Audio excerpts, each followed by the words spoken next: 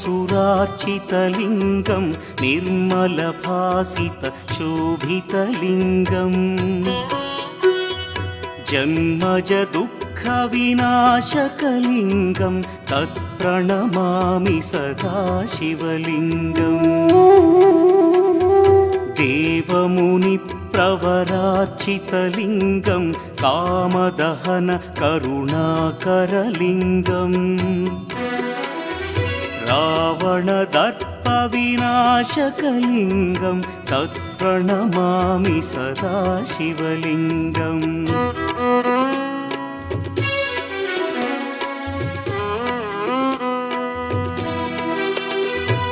सर्वसुगन्धसुलेपितलिङ्गं बुद्धिविवर्धनकारणलिङ्गं सिद्धसुरासुरवन्दितलिङ्गं तत्प्रणमामि सदा शिवलिङ्गं कनकमहामणिभूषितलिङ्गं फणिपतिवेष्टितशोभितलिङ्गम्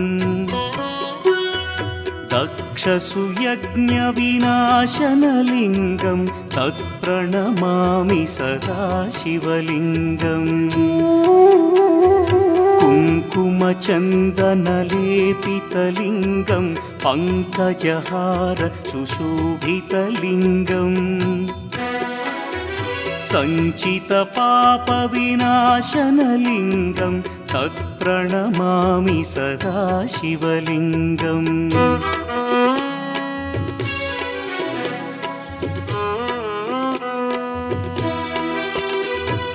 देवगणार्चितसेवितलिङ्गं भावैर्भक्तिभिरेव